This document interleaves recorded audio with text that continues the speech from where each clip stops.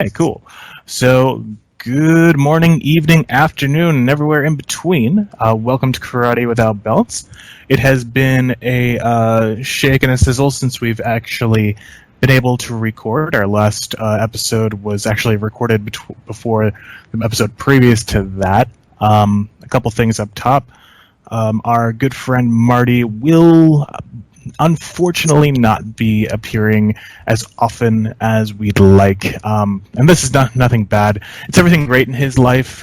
He's gotten a new job. He's not a new job, but he's gotten promoted. He's has a lot more going on in the martial arts world, and these things also mean his wife wants him to do more work around the house on the weekends. So squeezing in an hour, especially between international timelines, is a little hard for him. But what is wonderful is today I am joined by Michael and Jenna. Welcome to Karate Without Belts, guys. Thank you. Thanks for having us. Thanks. How are you guys doing? We are on, I believe this is the biggest stretch of time zones, 13 hours. So it's 6 a.m. my time. 5 p.m. ours, so it worked perfectly. Absolutely. Yes. Thank God. I normally wake up at 4:30. So, kind of as a means of introduction, Jenna, I think this is actually the first time you and I have spoken. It is, absolutely.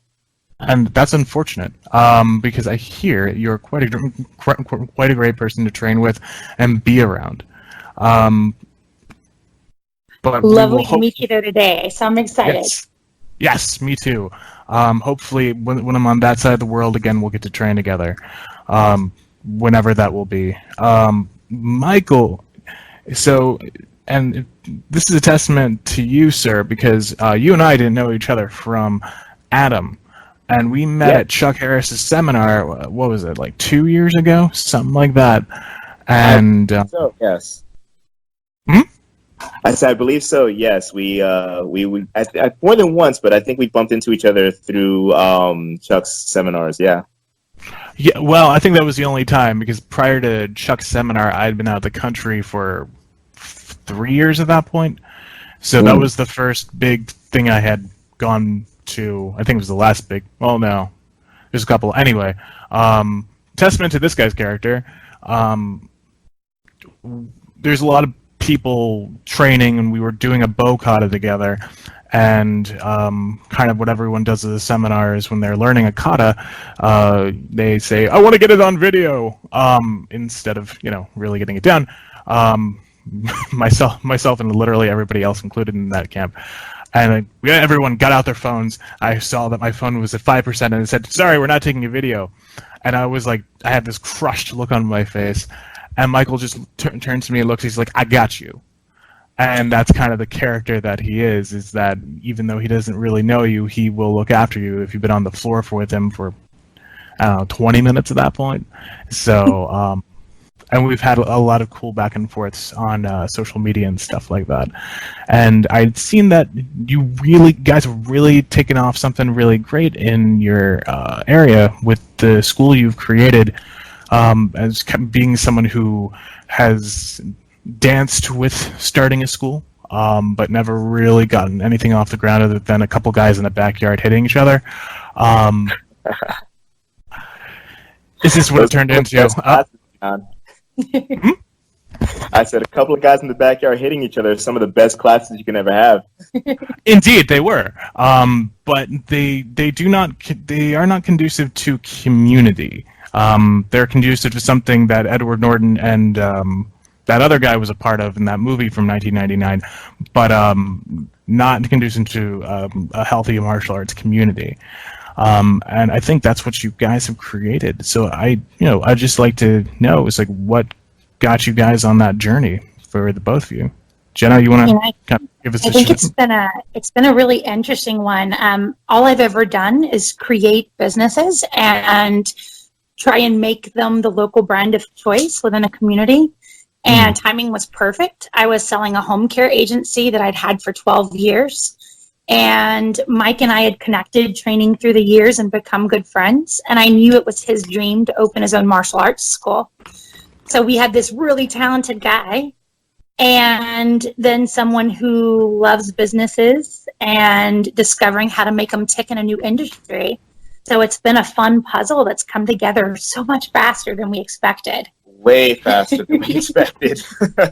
I've never had to throttle the growth of a business before, but this has been such a cool one to see kind of coming together. And it's a different picture than what we first envisioned it being. Our business plans changed a bit from what we thought it would be. But it's great. So take me back. When did it first, I mean, timeline-wise, I suppose, when was the first conversation you guys had about creating something like this? And then where did that kind of grow out of, and how was it different from when it began and stuff like that? Oh, wow. Maybe 4 years ago. So we've been open about 2.5 years, and maybe 3.5, 4 years ago, we started kind of just joking around with the idea, tossing it around when we would get together socially.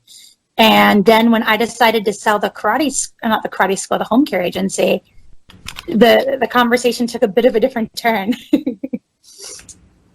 Very much so. Yeah, I thought it was idle chatter, and then suddenly, I want to say over a beer at the Whitewater Center, we were like, "So when are we doing this?" But we had a different vision to begin with. I think we wanted to. I knew we wanted to begin a competitive martial arts center. We saw this as kind of being a competition hub school where we actually took the principles of traditional martial arts and applied them to the sports style of karate to see where we would land. And that was my background at the time, was sport karate, and Mike's is certainly more traditional. Yeah, no, my love, I did a little sport back in the day, but my love has always been in what I like to deem as classical martial arts. Right. And I always felt that with the sport world, the focus was so high on aesthetics that we lost the foundation or the meaning behind the movements. And I was always curious. It's like, does it have to be that way? And I was fascinated at the idea of bringing traditional business principles to an industry that's normally run by artists. I see so many schools with these amazingly talented martial artists who do this as a hobby. And I was convinced that we could run it and follow the same formulas you do to build any other business, and that we could see it be equally successful, not be a side hobby. So it was kind of a passion project for both of us, but in different ways. Right. And I think there's a lot of, I can't tell you how many stories I've heard of people being like, yeah, at one point I had a school, and then I went down from 10 students to 3 students to 2 students until being in debt and having to work at Walmart in order to pay things off. And just people who, at least in the United States, because where I live currently, I mean, it's a much different atmosphere and culture with it. But when it comes to things like that, they just, they generally have just that passion, but they don't seem to be able to know how to run it well. And then they end up going in one or two different directions, which is either closing or just, I don't want to say the word selling out, but just kind of let the quality of what they do degrade so they continue to make revenue. And it doesn't seem, I don't want to say it doesn't seem like, but that seems to be where you guys have nipped everything in the bud, where you are, your foundation is good martial arts, no matter what the martial art is. Now, obviously, and I think Michael can attend to this, when I hear sport, kind of the red siren goes off in my head, where I'm just like, no, bad, and to hear somebody from a classical background saying, "Why can't we apply this?" Is very interesting. So, what got that idea for being a sports hub, but applying that those classical roots, and how do you do that without losing that classical idea that this is for self-defense, this is not for sport, which is generally the thing a lot of people say. How do you guys kind of mesh that together? Well, yeah, actually you bounced off two great topics. First off, how martial artists want to create this business and it kind of falls apart or ends up being a sell it or sell out kind of scenario. And I kind of think it's funny, but the martial arts school is the only business that I know of where people who have absolutely no idea on how to run a business automatically think they can just jump in and create this. And Right. I think you have to kind of take a step back and be humble and say, something, you may have a lot of experience with dojos. You may have a lot of experience teaching classes, and maybe you have something that's really that you feel has high value, and it's a you want to share it and you think that it will just blow up. But where does that relate to actually what it takes to manage, operate, and keep a flourishing business? I think you have to take a step back and understand that you might be, a sensei in this, but you're not necessarily a sensei in business management and operations. So you got to kind of check your ego, and you have to collaborate with people who have a skill set that you don't. We got so lucky with that. We both can back each other up. I know enough martial arts to be able to jump on the floor if necessary. Mike is actually fantastic with marketing and sales and can back us up from a business standpoint there as well. But we each own different pieces of this business and yet keep each other totally involved in all the decision-making components. So it still feels like our business as a whole. And are passionate about allowing each other to do our thing. That's the big one, because I got to tell you, there are moments where Jenna's like, this is what we need to do. And I'm like, oh my God, no. But then I have to kind of swallow that back and be like, something? Her success rate and her background's impeccable. Why don't we put some trust in there and see what happens? John, my favorite story is our intended plan to teach traditional and sports martial arts meets our demographics in our lovely boutique town of Belmont. The first 15 people that walked through our door were 3 to 5 year old prospective students. Right. And Mike was hell-bent that we were going to teach 5, 6, and up.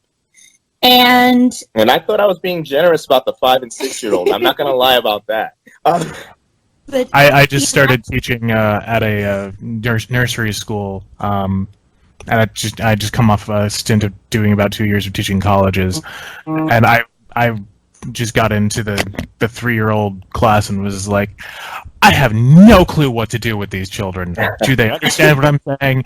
They hardly understand their own native language. How are they going to understand English? So, Michael, I 100% back you up on that.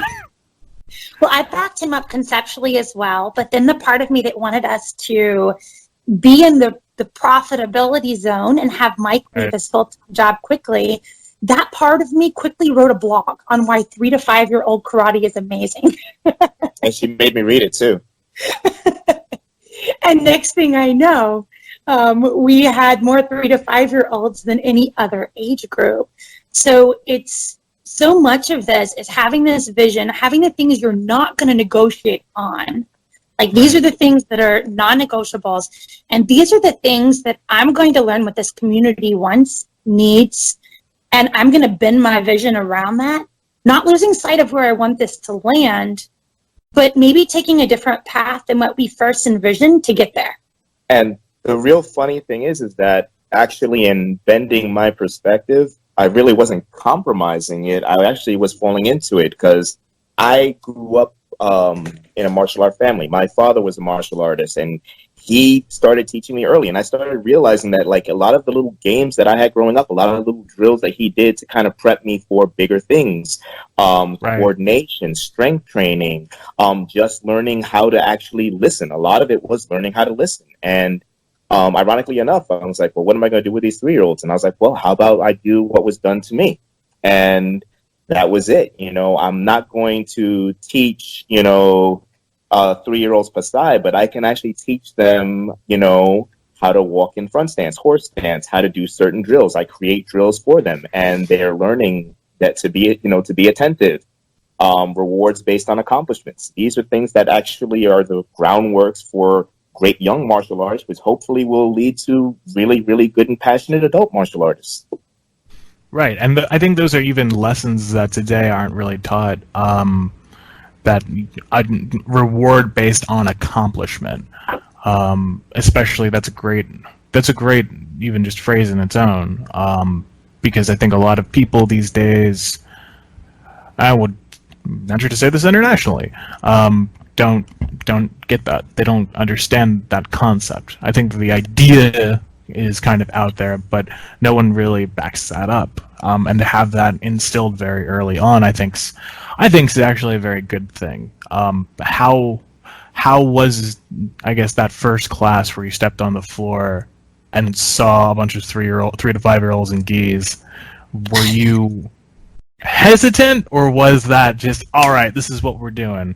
Well, I think that first class was, they stared at me, I stared at them, they stared at me again. Jenna was waving in the background, Mike, do something. And eventually a class came about. But no, in reality, I learned that just like actually what martial arts is supposed to teach you, observe and adapt, right? Observe, plan, and execute. So, I saw what I had to work with. The biggest thing I think I had to work around was attention span, especially, Western art culture. We don't really think about developing attention span with young people. And I had to learn that in a 40-minute class, in the very beginning with very young people, 10 to 15 minutes of attentive work is success. And then I had to learn how to create little in-between breathers for these young ones so that they could focus and work with me and then have a moment to recharge or reset themselves and then come back and build. So 10 minutes or 15 minutes of actual martial art based training suddenly became 20, suddenly became 30. And being realistic and understanding how to get them fed, I also understood that 10 minutes has to be dedicated to allowing them to be the children that they are so that we can get them to come back and do it again. I think another big lesson with our 3 to 5-year-olds is the conversation we have up front with our parents. Because a 3 to 5-year-old may fall in love with the idea of being a teenage mutant ninja turtle. What kid doesn't want to come in and throw these fancy kicks? But when they see the hard work and the consistency that they have to put in, they're not ready for that at 3 to 5 from a mental discipline standpoint. So their parents are the ones that we really have to set that tone with. So we had to get good quickly at helping parents understand your kids may have brought you to the door, but you are who will keep your kids coming to our door so that they can get all those amazing lessons out of martial arts that you wish to instill in them. We can't teach them discipline and structure and leadership and consistency if you treat this like a seasonal sport, where they come in, they put on a show, they get a trophy, and they leave. Or a babysitting option. That's a big thing that we kind of sit down and we talk to them. We say, here, as Jenna said, we have the opportunity to teach them this. And then, you always hear the parents say the famous phrase, no one ever quits. They just want to take breaks. And so we have to have these conversations back at them. It's like, well, understand that at all times we are teaching our children something. When your child is rebelling about going to class and you comply to that, we just taught them that if they raise enough of a fuss, that they're going to get what they want and they can quit. So one of the things, what parent doesn't put up with that? Exactly. And so we put that out there, say, listen, this is not going to be sunshine and rainbows all the time. And, of course, I'm not trying to guilt you into just being a 12-year student. I'd love that, but I'd like that to be your choice. But when we hear about that whole break option, when we say, well, we understand. Here, your child learns discipline, respect, focus, perseverance, and accomplishment. If we're not getting that or giving that to your child through this, well, what are we substituting? What are we giving them? What other activity are you picking up? Let something take the place. We don't have to be the right fit, but let them have something that is going to teach them those lessons as a piece of their life. Right. I mean, I remember it's my friend Marty, our frequent collaborator, can attest to me having, being a kind of a young father and having my wife saying, I want our daughter to go to a martial arts school, and didn't have one at the time. I was like, what are you talking about? I've been doing martial arts for 20 years. I can teach her. And she's like, you're her dad, not her teacher. She has to be somewhere with structure, not just in our place listening to you, and then she sits down and then you become dad.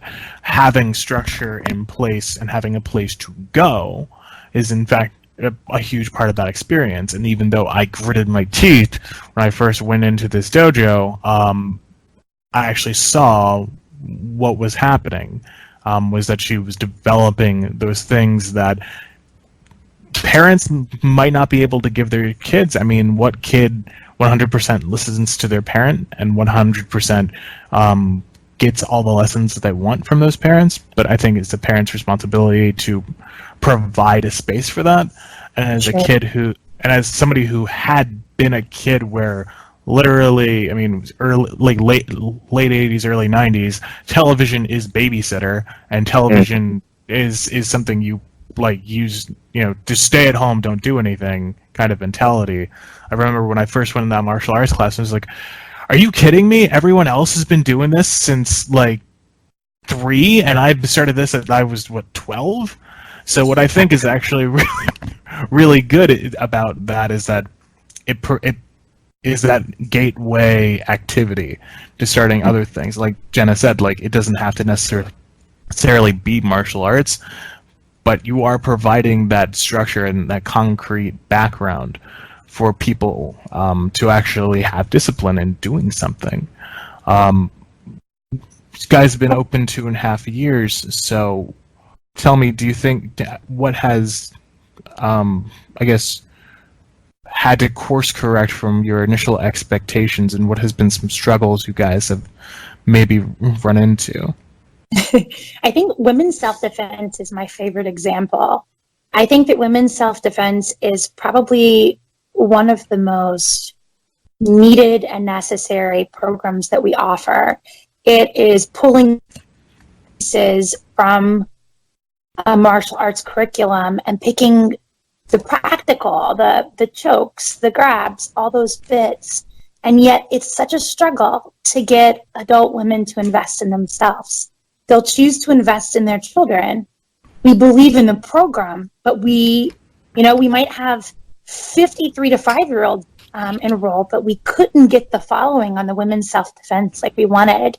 So that was probably one of Mike and I's first go back and forths in a heavy way. I'm like, Mike, we've got to do something different. What will get adults out?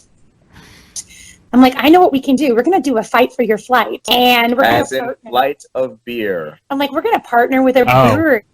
We're going to make this relevant so that we can get these folks to show up, build an interest, and then we can convert them to more traditional students. He was not a fan of the idea at first. Jenna has an amazing talent of keeping me in my discomfort zone, but I grow a lot from it, so I'm not necessarily complaining anymore. But yeah, that one was a struggle for me. So, it's weird to stretch and allow ourselves to do something markety that will catch people's attention who might not have come through our doors otherwise, and how to not compromise on what it is we're teaching. Right. That's the big one, and that was kind of our first lesson. Our first fight for your flight sold out. Our second one sold out. I mean, this was a repeat situation, yet we couldn't get people to sign up for a free trial class in dojo to do the very same thing. So it's getting creative. It's saying, we believe in this program. How do we twist it so the public will buy in? And then the program itself, the programming can speak for itself once they're through the doors, and we can bring it back to more of a traditional setting. Now, talk to me a little more about this fight for your flight, because it sounds interesting, but Talk to me a little more about that, because that sounds like a concept that is yet to really be cracked elsewhere. Well, the flight came after the fight, I promise. That was one of my non-negotiables. But we partnered with a local brewery, and we're actually having conversations with several others right now, so we can continue with this idea. And what we did was we kind of sold combination tickets. So it had an appeal for a date night or a girls' night out. People will invest in themselves that way for some reason, but not. And also, it was an opportunity to get people to actually break their preconception of what self-defense is. I always hated the concept of the self-defense seminar. In 2 hours, $400, I will teach you to survive every encounter. We all know that that is just a recipe for disaster. So getting everybody together in an environment that actually is designed for social encounters gets the nerves down, gets people kind of talking and interacting with each other, and gets to the point where people can hear. And the first thing we talked about was that true self-defense is about perception, and increasing your awareness and setting up some basic standards to actually identify something before it actually grows into this situation. And then in the event that we missed those cues and it fell into that situation, developing some muscle memory and some reflexive behaviors that will increase our chances of safety. So the program itself has a lot of solid principles. Actually, nothing's different from our women's self-defense class. Just what the we environment. teach, just the environment. It's the only difference. We teach the exact same lessons. We focus on something different every week, but changing that environment opened it up to a whole group of non-traditional martial artists and allowed us to kind of expand our range in our community. So you guys, sorry, Mike, go right ahead. No, go right ahead. I'm sorry. No, I'm just because I maybe have like a 75% idea of what you guys are talking about, but like, so you guys train at your school and then go out to a bar, or you go to a bar, or you invite people out to a bar and then teach them self-defense. Yep. So we would go. Okay. I was thinking, like, wait a minute, you go to the dojo and then you guys take a bus to a bar, or no, you guys are going out to a bar and learning. That's crazy. Yoga breweries is huge, right? This is no different than doing a yoga class at a brewery. So they give us a private room upstairs at the brewery, and they come up there and they take a self-defense class, and then they get to enjoy a sampling of the beers downstairs afterward. And what's actually my favorite part about the program was it created a bit of a sense of community. So these people were meeting other people with similar interests and building a bit of a community around a class. So some of these some of these adults transferred into then ongoing students with us. Others they brought their children in. Yeah, they did. They just grabbed it. Was a great opportunity to just kind of break the ice. I mean, after the seminar, Jenna and I would walk by and we'd basically get grabbed by these people and they would have so many questions. It was wonderful. It just opened the door to real conversation and broke preconceptions. I think that's the funny thing is that, John, as a classical martial artist, a lot of people have no idea what we do. Karate and Taekwondo and kickboxing all gets lumped up into this one thing. This, cardio kickbox 12-round fitness course gets lumped in with, more traditional. No one actually understands the difference, and therefore, how can they actually make an educated guess on whether it's valuable to them or not? So, getting people to slow down and hear the difference is where the magic happens. Well, I think it's a brilliant strategy, and it's a brilliant idea, and it amazes me that no one has really thought of that before, or at least in terms of this, because that actually did. What is that? I remember, running a club in college, and a friend of mine being like, "Nobody wants to come work out. Nobody wants to do that. It's college. People want to go out. Like, people want to have fun, and that's where you can find people." But that's what you have to do when you build a business, John. Right? Right. You have to tell people they are our people. A lot of classical martial arts studios will wait for the martial artist to walk through their door who's ready to train in their art. And that's beautiful, but there aren't many of those out there. And then they wonder why they struggle to have enough attendees to pay their bills. If instead we go out and about and find every way possible to meet different groups of people who are like-minded, maybe they're fitness-oriented, they're kid value-oriented, Right. and we get in front of those crowds and we teach them what classical martial arts is and what it can bring to their world, then we end up with 10 times the number walking through our door the next week. And that's Right. what we've tried to do. And yeah, we got out on the pavement and we offered free senior self-defense classes, and we reached out to schools and community centers, and Boys and girls clubs. We could say we probably visited every storefront or business within a 10-mile radius and said, "Hi, how are you? This is us," and it was a lot. It was a lot of work, but that's what developing a business is, not a dojo. We have to understand that when you decide to do this professionally, yes, you want a dojo, but it is housed in a business, and you have to understand that these are two separate things. Right. And I think, what is it, like the I think what a lot of people find unappealing about that is that it suddenly becomes about, oh, it's not about the money, man, but it's like, all right, then go work a 9 to 5 and then put all of that energy into 5 to 9. I've done that, and yes, you're absolutely right. I worked a sales job where I was pulling 13 hours to come in here and work 6 hours, and you know something, maybe that has a more grand noble base principle or ideal behind it, but something had to give. I'm working, I'm a husband, I'm a father. Right. I myself never want to sacrifice my training, and then I also have to be available to teach.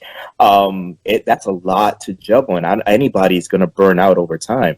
But when we can consolidate and say, you know something, now that my passion is my business, I have the time to train and study and find new and innovative concepts. I have the time to dedicate to my students. I have the time to dedicate to my family.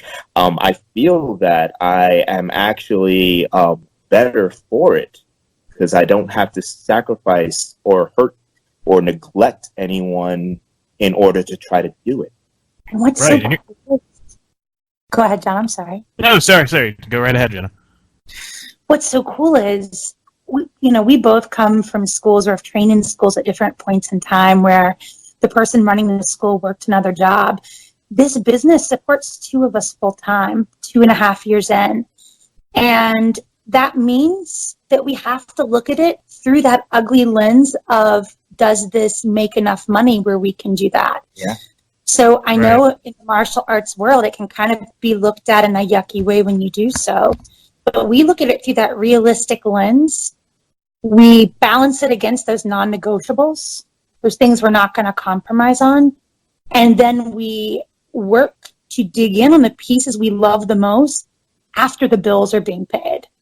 Then we can trim the fat on the pieces of the program that maybe are less relevant to our long-term vision. Right, and I think I feel this is something other people need to kind of understand if they want to run these sort of things, and not everyone's going to be successful with it because it all depends on that area. It's like, for example, I'm from Philadelphia, and I have seen, dawn and age, no one has been able to really make that work successfully in terms of what you're talking about where I'm from. But where you're at, I think that the demographics are much different, and the kind of the attitude of I guess not the attitude, but the kind of cultural sensibilities in where you're at are much different from where I'm at. So you are actually in like more of a fertile place to do so, where I was kind of wasn't. I think maybe 20 years ago was that way, but it isn't now. But you guys are kind of not just teaching 3 to 5-year-olds, not just doing bruise and bruises, but that's the name of our next seminar. Please don't Thank get you. that out right now. Thanks, John. you're welcome. Bruises. But you're also, I've had terrible experiences with this, and it looks like you're not, like you're having an exact opposite. You're running a summer camp. You're helping fill this 11-year gap that the United States feels the need to give people in their education. Not 11-year gap, sorry, 11 week gap. I'm currently working in a country where our summer vacation is about 4 weeks. So it's much different. Yes, it is brilliant. There. You know, I love summer camp, John. Like, summer camp is hard work. Mhm. Oh yeah. Summer camp is not what we got into this business to necessarily do in the beginning, but summer camp gives us this ripe pool of kids, amazing kids, who would have never stumbled through our doors otherwise. And we get the chance to impress upon them who they can be as martial artists. And, you know, it's so exciting. Some of them will do it over the summer and we won't see them again till next summer. But I would say at least half of them convert into after school or ongoing students with us. And these are kids we wouldn't have seen probably make it our way otherwise. And yeah, you know, it's funny. I kind of see it as scouting because it is because the summer camp program, in addition to our regular full curriculum, every summer camper gets 1 hour of martial arts 2 to 3 times a week. Our after school is the same. And because it's summer camp, it's free for all and it's there anyway, you'll find kids that say, hey, can I take this class? I know I did my class already. I'm like, absolutely. I don't know how to say no to that. Refuse somebody that wants to work? Oh, God, no. You know, and you find your students, and I dare say you find your future disciples. I mean, these people, you're seeing them catch the passion, and they never expected it. They thought they were going to go and play soccer for 4 or 5 hours. You know, it's just a great opportunity to find people, and the community aspect is big. I think that's where that's another aspect of success in a martial art business. It is demographics important. Like we both knew that we had to go with a high residential, low commercial environment. We have to be a part of the community. We have to show the community that we are valuable to them.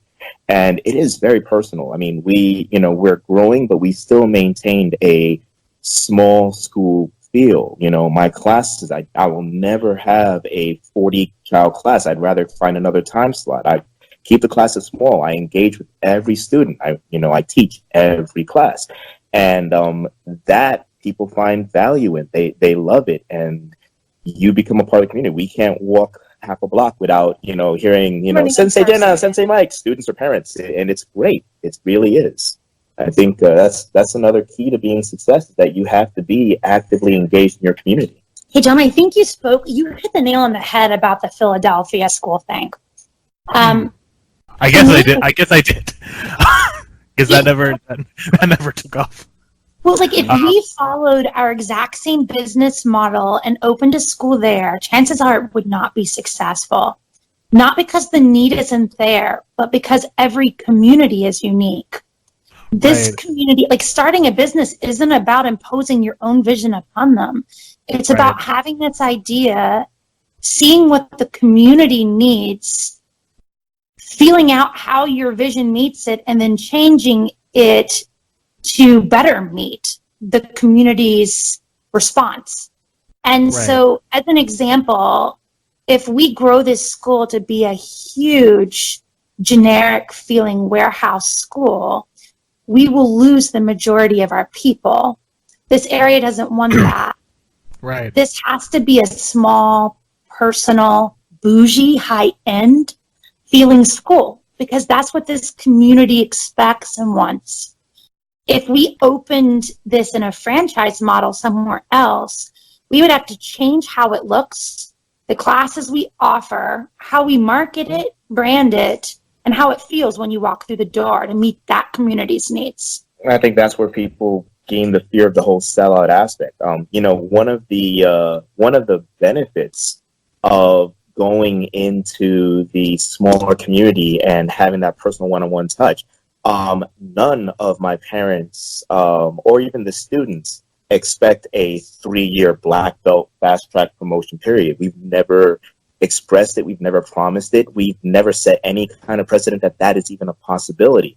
I'm not here to throw belts at people. I'm here to teach something that I was taught and love, and we're sharing it. And so it's funny. Dodge, kids, here's some belts. Dodge. Yeah, it's actually hilarious. No, actually, we have the opposite. We have parents go and say, oh, well, it's going to be a while for the next test for this one. I'm like, absolutely, that's right. And it's not because they're not doing well. It's because this stage, it takes longer. So there is no expectation of every 3 months as a promotion or a promise of that. We don't do the 1 month free trial with Gi and Master's Patch for this price point. Act now. We never had to do that. No, but we do, and it is out. I dare say it's harder. We talk to every single parent. We really engage, and it's not running them through a conveyor belt. It's saying, hey, why are you here? What do you need? Well, this is how what we do would fit your needs. Do you agree? Do you disagree? And it's those conversations that also add value and give them, I guess, set the expectation of patience and allow us to do what we do. And you're looking at it from that kind of broader perspective of serving these people through what you do rather than having them serve you, which is what I think the worst inclinations of classical martial arts. Not saying this is classical martial arts, but it's the worst inclinations of classical martial arts is to act and give out that feeling. And I think from an American perspective, that has filtered through in a very weird way, where people who don't understand where that comes from, and how to kind of approach it in a way that being someone who's trained for X number of years or is holding on to a legacy that's important, they feel is important to them, but providing that in a way that serves those around them. Because if you go back in the history, no martial art is successful or not obscure or famous has ever acted in such a way where it is purely in service to them. No. It is always in service to those around them. Absolutely. And I think Mike, we're on the same boat because we're from the same lineage, and we've seen some problems come from where it becomes about the person on top rather than that person kind of going out. Oh, yeah. I think that's one of the first things Jenna and I looked at each other and almost simultaneously said is no politics. We're not playing that game. And unfortunately, that means that we're not going to try to. Yeah, we're not going to be the cool kids. We're not. We don't hang out with the entourage because we don't want to ever have to feel like we have to side with one or the other. We want to stay true to our belief. And the other is that, well, you understand this lineage. You're never done. There is no end point. There is no arrival. This is a way of living, and when we say that to the kids and to the parents, we throw the expectation of this point of accomplishment out the window. No, you're actually training to always accomplish and strive and achieve through life. But this is an aspect that allows you to do that through your entire life. Right. That's me. My students know every weekend I'm going off and training and working and learning. And my goal is to get you, to the point where you start working with my teacher and so on and so on and so on. We want you to train with other schools. We want you to learn so much about this that you become hungry for more and different so you can find your own path. Yeah. So find your martial way. That's actually a saying that we like to shoot out loud. Find your martial way, not the or my, your. Right, and I think can you guys hear me all right? We can. Okay, good, because my broken duct tape microphone just did something there. No, it's all right. But I think that is perfect, in my opinion, because it is genuine to people, and I think at least in the American landscape, there's been a lot of disingenuousness. So many masters. So many. Where do we start? One of the reasons I kind of went off on this track with podcasting is because I genuinely got sick of seeing that, and just everyone's got their sights high on being them, but why not build a community? Why not build something where everyone can benefit from? Mike, you guys, both Jenna, you guys just talked about politics, and we've all probably been in the middle of it. But every time something like that kind of happens, one of the things I always say is, who this hurts? The people who are training, not the people who are on top. The people who are quote unquote on top, they've got everything they want, I guess. But it always hurts those who are training with them, because relationships get broken, communities get broken, stuff like that. You guys are focused on the community, and that gives me a lot of hope. No, it does, because Jenna, you can talk about like business all day long, and the red siren inside of me is like, stop it, no. But like after 45 minutes of talking to you, I mean, like, yeah, I genuinely see where you're coming from, and especially the mistakes I've made in the past with this, and mistakes I've seen other people make. But you're being genuine, you're being authentic to it. You're being more authentic than you think, because I don't know if you guys really understand the drinking culture in Okinawa, but people do, but people go out and train and drink all the time. I think this is something in America. Yeah, it's multifaceted. So I mean, there's that type of program, but if we can build a business based on doing good with people, it's a win for us in so many different levels. Our senior self-defense program is actually my favorite. I pick on our Fight for Your Flight because it was so controversial between Mike and I early on. He likes making me sweat. But really, the senior self-defense is my favorite. I mean, we're probably not going to gain a lot of new students from that initiative, but it feels wonderful to go out and empower a group of people who have long since written off martial arts and self-defense. And we build our name in the community while doing that as someone who cares. So that's kind of been our big thing. If we can spend our time and our dollars doing that versus advertising or running cheesy specials, then we feel good, we grow, and it's just I believe it has more substance to it. Does, I mean, absolutely. I couldn't tell you half of what any of the flyers that are shoved in my hand say. I don't look at that, but I went out. We spent 30, 40 minutes talking to people about their lives, what they do. Hey, have you tried this? Well, you want to be a little more stable? Have you ever tried doing this? And they're like, oh my goodness, I feel strong, I feel balanced, I feel structured. I'm like, well, guess what? That's actually traditional martial arts. It's actually working within your frame and not swinging yourself about in horrible ways and getting injured. And there's no age limit on that. And exactly. Exactly. It is for everyone. We can all do it because we're going to the true roots and learning how to work with our body, not bend our body around a concept that looked really good in a Jean-Claude Van Damme movie. That's some what is it?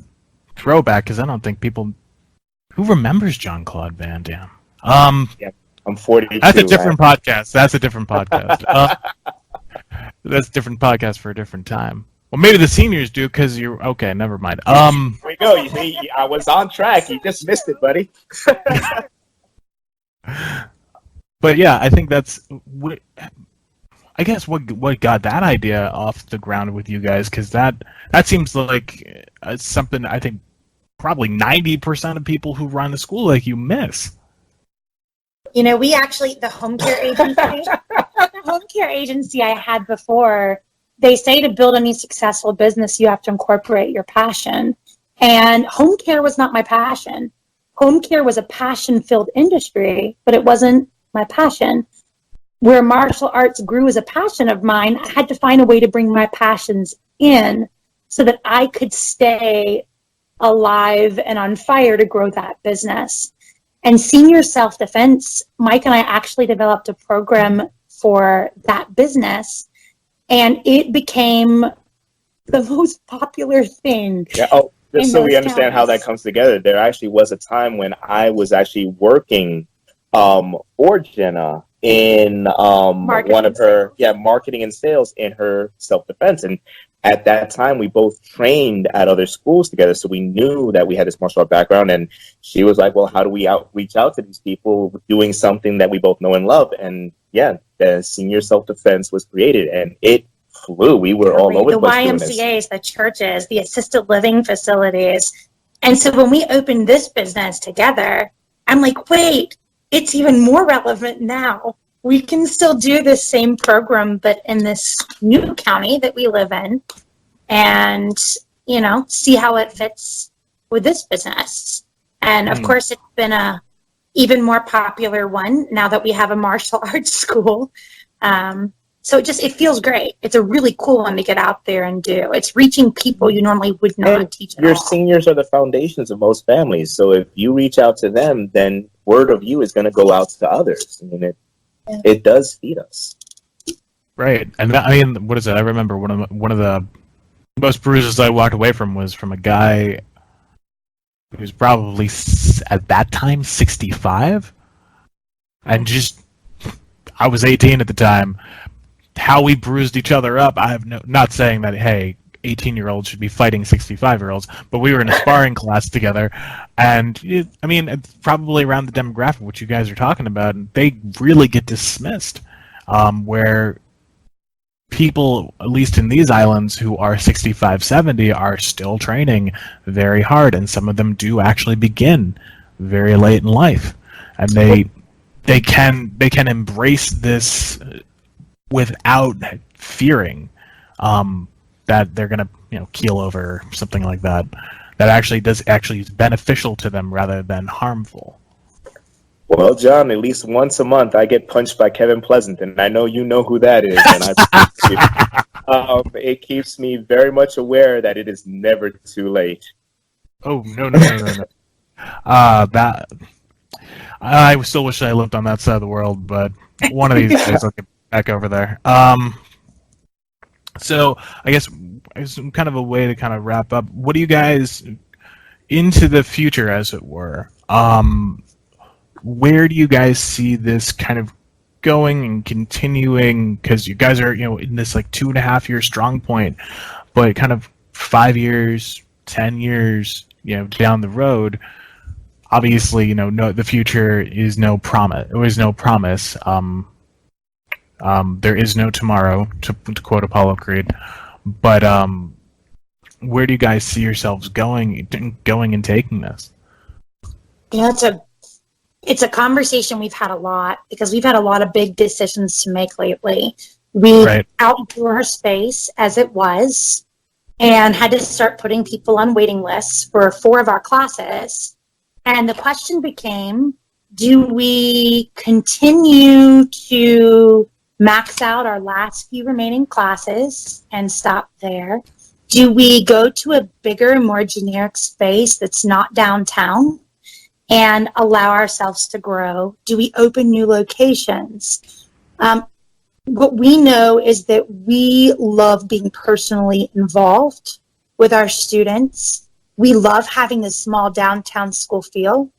So we just finished deconstructing our dojo to make it as conducive to our groups of kids as possible. Right. And we added about a third more space. User-friendly space. Oh, wow. Took away some of our extra frill space, but that's okay. And we're maxing out. Like right now, it's crazy. We're we're sold out for fall after school care already. So we've added, about a third more capacity for our programs and are selling out. And we're just going to stop there with this school. We're going to let them finish maxing out, and we're going to stop and let this maintain the feel that the people love. Yeah, keep it personal, keep it organic, and then do our research and allow this model, which it feeds us. It allows me to do what I do and maintain the integrity of what I do, and it's a structure that Jena understand. Like Jena created this business model that works with that. It doesn't cause me to sacrifice it, and we're just gonna be smart about our demographics and repeat this. Systemize it a bit and repeat it in another similar location. So that's the fun part. Where we'll be next is the adventure that we have ahead of us. But we'll do this a few more go rounds because it feels great to be a part of a small local community. So we'll keep that feel. We'll just add another spot and become a part of that community too. Yeah, I think that's the takeaway: is be active and involved. Be genuinely a part of your community. And know your wheelhouse. Like, know what feeds you. Like, this feeds us both. Being bigger isn't necessary for either one of us. No. I never want to be the sole instructor in a class of 60 because I'm convinced that 40 of them will get lost. And that's not what we do. I mean, that's amazing where you're actually cutting it down to the point where you can actually keep it personal. You can actually check in with every student. And that's, I've seen it happen, and I'm sure you guys have too, where there's an instructor just shouting orders and a couple of assistant instructors walking around like making minor corrections here or there, but no one's really teaching. I'm sure you and I have both been to those seminars where we see something and neither one of us know exactly if we're doing the right thing, and we look at a person beside us and we have no idea what they're doing, but it looks pretty cool, and then we just copy along, and who knows if we got the lesson or not, right? Oh yeah, and then everyone's got to get out their phone to take a video, and then suddenly it's like, oh god, the battery doesn't work, and that really good guy who was right next to you is like, I got you. Don't worry, I got you. And I think that I want to make a T-shirt for you that says that. I got you. Love it. And we'll pull a quote from this podcast, Jennifer, T-shirt for you as well. But I think you guys got something great going on, and I wanted to shine a light on that as much as possible because I think that's you don't see enough genuine people these days with martial arts, or it's especially when it comes to karate. It's kind of falling to other martial arts to pick that up. And because of karate's history, especially in the United States, with struggles with the authenticity and how to kind of get a community involved, I hope you guys just continue to do what you're doing and keep investing in your community and don't lose sight of that. And if you do, we got this to listen to. We do, and we have each other to call out, which is the beauty kind of this partnership too. Yes. It's awesome. Yeah, which is great, which is not something you see very often, where people partner together to actually make something great happen. So we don't always agree at all times, and we don't always necessarily like each other in that moment, but we've always promised to have a beer after class and make sure that we stay friends and keep it keep the important things together. Yeah. I mean, if you don't, then what's the point? Exactly. So, all right, guys. Well, I know you guys. Oh, sure. Sorry. Hello? Oh no, we were just saying thank you for the time and opportunity to do this with you. Oh yeah, sorry. Skype ends up being that way. Because it's just like, did you say something? No. Did you? No. Oh no, the connection got lost. No. Hey, anytime, you guys are welcome here. Anytime. Especially at 6 o'clock in the morning. So we're gonna sign out. Because I know you guys are tomorrow on your end is when you guys have this huge summer camp starting up. And I can only just say, good luck with it, because I know how running that can go. It's a big I'm bad at ending things. So yeah, anything you guys want to shout out before we finish up? No, Not thanks for really, your just- time. yeah. It was a lot of fun. Cool. Well, folks, thanks for listening in, and keep on training.